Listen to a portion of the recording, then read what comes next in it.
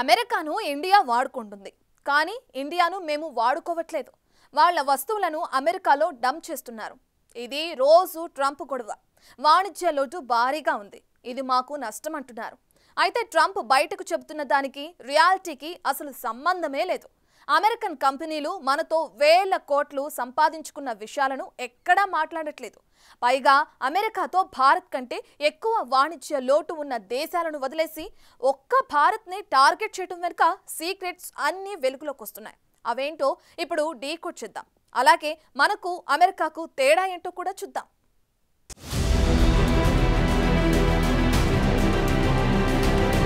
ఒక్కసారి ఈ సీన్ చూడండి.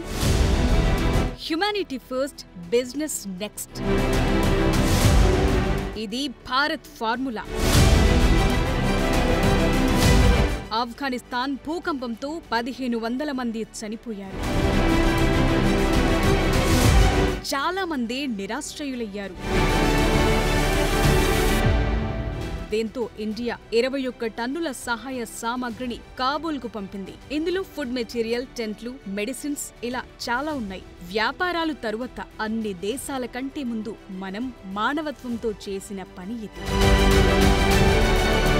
ఇక్కడ చూడండి, అమెరికా అధ్యక్షుడు డొనాల్డ్ ట్రంప్ రోజు పొద్దున లేస్తే వైట్ హౌస్ లో బిజినెస్ బిజినెస్ బిజినెస్. మిగతా దేశాలను వదిలేసి ఒక్క ఇండియాపైనే రాళ్లు విసరటం, ద్వేషం పెంచుకోవటం, రష్యా, చైనా మరింత దగ్గరవుతున్నాయని అసూయపడటం ఇదే పని. ట్రంప్ వైట్ హౌస్ లో లేటెస్ట్ గా ఇండియా గురించి ఏమన్నారో ఓసారి చూడండి. No, we get along with India very well, but India has, you have to understand, for many years, it was a one-sided relationship. Only now, since I came along, and because of the power that we have with tariffs, India was charging us tremendous tariffs, about the highest in the world. They were about the highest in the world, number one. We therefore weren't doing much business with India, but they were doing business with us because we weren't charging them. Foolishly, we weren't charging them. So they would send in massive, everything they made, they'd send it in, pour it into our country. Therefore, it wouldn't be made here, which is a negative. But we would not send in anything because they were charging us 100% tariffs. And, I'll give you an example, Harley Davidson. అది matter. ఇండియాకు భారీ వాణిజ్య లోటు ఉందని, భారత్ చర్యలతో America loss అవుతోందన్నారు. ఎవరైనా వింటే Trump చెప్పిందే నిజమనుకుంటారు. కానీ అది కాదు. లెక్కలు ఎలా ఉన్నాయో డీకోడ్ చేద్దాం. అమెరికాకు చైనాతో $295.4 బిలియన్ వాణిజ్య లోటుంది. అదే యూరోపియన్ యూనియన్ తో $235.6 బిలియన్ లోటు, మెక్సికోతో $157.2 బిలియన్, వియత్నాంతో $113.1 బిలియన్, కెనడాతో $54.8 బిలియన్ ఉంది. ఇప్పుడు ఇండియా విషయానికొద్దాం. అమెరికాతో భారత్ వాణిజ్య లోటు $45.7 బిలియన్. అంటే చైనా, EU, మెక్సికో, వియత్నాం, కెనడాలతో పోలిస్తే మనతో యుఎస్ వాణిజ్య లోటు గడ్డిపోచతో సమానం. కానీ ఇప్పుడు ట్రంప్ ఆ గడ్డిపోచనే పట్టుకుని వేలాడుతున్నాడు. వాణిజ్య లోటు ఎక్కువ ఉన్న చైనాపై 30% టారిఫ్లు వేశారు ట్రంప్. అలాగే EUపై 15% టారిఫ్లతో సరిపెట్టారు. అదే మనపై మాత్రం 50% టారిఫ్లు బాధేశారు. ఇందులో చైనా ప్రతీకార సుంకాలకు దిగటంతో ట్రంప్ 50% నుంచి వెనక్కు తగ్గి 30%కి తగ్గించాడు. మనం కూడా మన IT ఎక్స్పర్ట్స్, సర్వీసెస్ సెక్టార్లో సహాయ నిరాకరణ చేస్తే గంటలో దిగొస్తాడు ట్రంప్. అందరిని ఇబ్బంది పెట్టి ఇబ్బంది పడటం మన నైజం కాదు. కాబట్టి ఆవేశంగా, భావోద్వేగాల ఆధారంగా భారత్ నిర్ణయాలు తీసుకోదు. కానీ టైం వస్తే తప్పదు. 2024లో భారత్ అమెరికా మధ్య వాణిజ్యం వాల్యూ $190 బిలియన్. వస్తువులు, సర్వీస్ సెక్టార్ కలిపి. వస్తువుల విషయానికొస్తే భారత్ ఎగుమతులు $87 బిలియన్ ఉంటే అమెరికా నుంచి మన దేశానికొచ్చే ఉత్పత్తుల వాల్యూ $45.3 బిలియన్ ఉంది. సో ఇక్కడ వాణిజ్య లోటు $45.7 బిలియన్.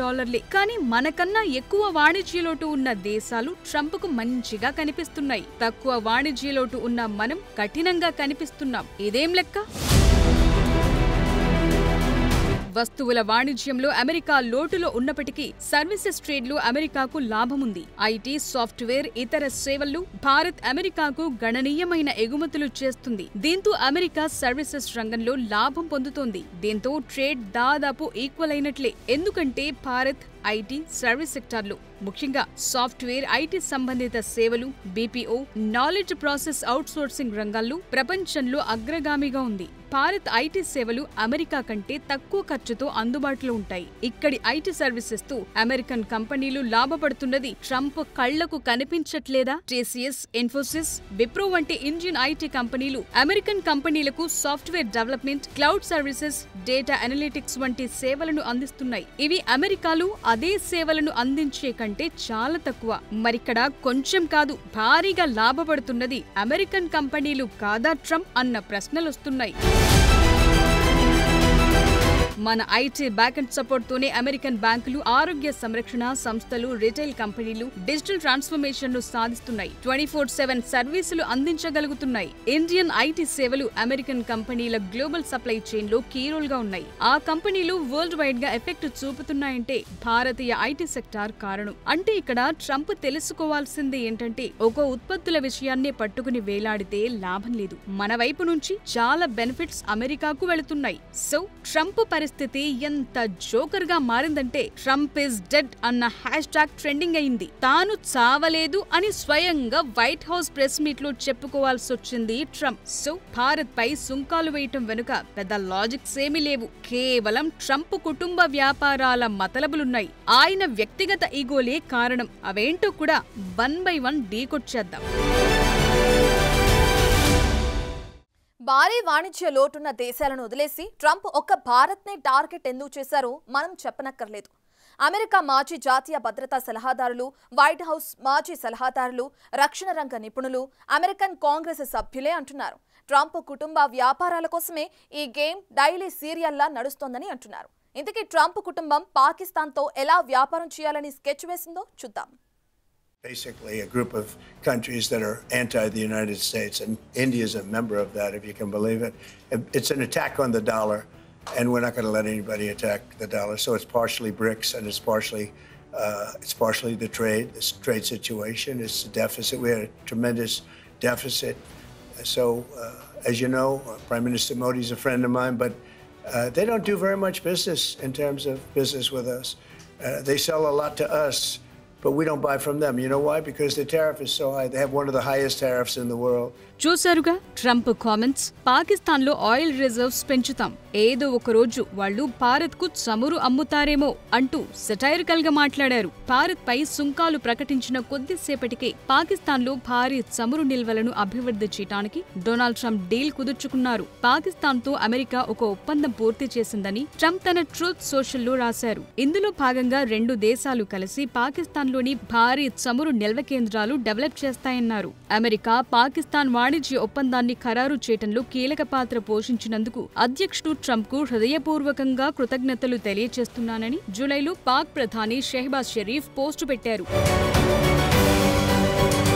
మరి ఉన్నట్లుండి ట్రంప్ కు పాకిస్తాన్ పై ప్రేమ పెరగటానికి చాలా రీజన్స్ ఉన్నాయంటున్నారు. ట్రంప్ కుటుంబంతో వాణిజ్యానికి పాకిస్తాన్ అంగీకరించింది కాబట్టే ఆయన భారత్ ను పక్కన పెట్టారని అమెరికా జాతీయ భద్రతా వ్యవహారాల మాజీ సలహాదారు జేక్ సలివాన్ అభిప్రాయపడ్డారు. అంటే ఇక్కడ అసలైన లాజిక్స్ అర్థం చేసుకోవచ్చు. పాకిస్తాన్ అయితే ప్రతిదానికి తలూపుతుంది, ఆడించినట్లు ఆడుతుంది. మన లెక్క వేరు కాబట్టి అలా ట్రంప్ అటువైపు ఫోకస్ పెంచారు. పైగా పెద్దాయన్ను నోబెల్ శాంతి బహుమతికి నామినేట్ చేసింది పాకిస్తాన్. భారత్ పాక్ యుద్ధాన్ని స్వయంగా ఆపానని క్లెయిమ్ చేసుకున్నాడు ట్రంప్. మనం ఆ విషయాన్ని ఒప్పుకోలేదు. ఇందులో ట్రంప్ చేసిందేమీ లేదని భారత్ బహిరంగంగానే చెప్పింది. అది కూడా ట్రంప్ కు నచ్చలేదు. సో మనపై 50% టారిఫ్ల వెనుక ట్రంప్ కుటుంబ వ్యాపారాలు, వ్యక్తిగత ఈగోలే కారణమన్నది అమెరికన్ నిపుణులే చెప్తున్న మాట. అవేంటో చూద్దాం.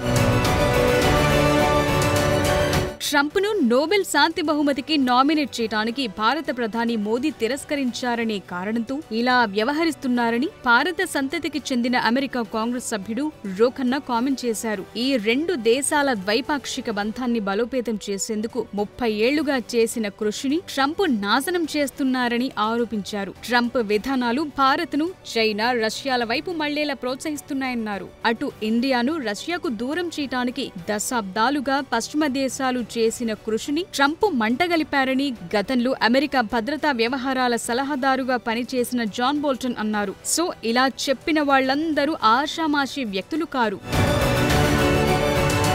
ట్రంప్ ఇదొక్కటే కాదు, రెండోసారి అధికారంలోకి వచ్చాక చాలా చేస్తున్నారు. ఈ ఏడాది జనవరి 20న రెండోసారి అధ్యక్షుడిగా ప్రమాణ స్వీకారం చేసిన రోజున డొనాల్డ్ ట్రంప్ WHO నుండి తప్పుకునేందుకు ఎగ్జిక్యూటివ్ ఆర్డర్ జారీ చేశారు. 1 సంవత్సరం నోటీస్ పీరియడ్ తో 2026 జనవరి 22 నుంచి ఇది అమల్లోకొస్తుంది. WHOకు అమెరికా నిధులందుతున్నాయి. దీంతో పేద దేశాలకు మేలు జరుగుతోంది. ఎంత దారుణం! నిధుల్లేవు, ఏమీ లేవు, ఏమీ ఇచ్చేది లేదు, ఎవరు ఎటైనా చావని అంటున్నాడు ట్రంప్. అంతేకాదు, అంతకు ముందు టర్మ్ లో యునెస్కో నుంచి అమెరికా బయటకొచ్చేలా చేశారు. చైనా ప్రభావం పెరుగుతోందని కారణం చూపారు. ఇది కరెక్టేనా? ట్రంప్ తన మొదటి టర్మ్ లో పారిస్ క్లైమేట్ అగ్రిమెంట్ నుండి అమెరికాను తప్పించే నిర్ణయం తీసుకున్నారు.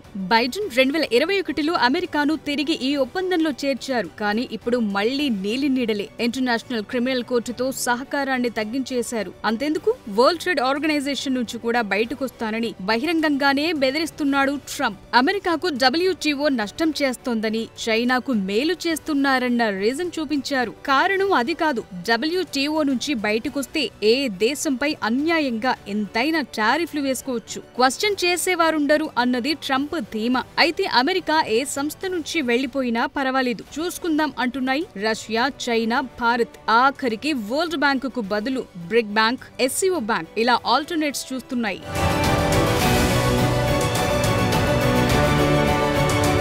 మరి ట్రంప్ తన రూట్లో తాను వెళితే భారత్, చైనా, రష్యా సహా ఇతర దేశాలకు ఓ స్ట్రాటజీ ఉంటుంది కదా. అందుకే మిగతా పవర్ఫుల్ కంట్రీస్ ఒక్కటవుతున్నాయి. అమెరికా ఎంత రెచ్చిపోతే రష్యా మనకు అంత మేలు చేస్తుంది.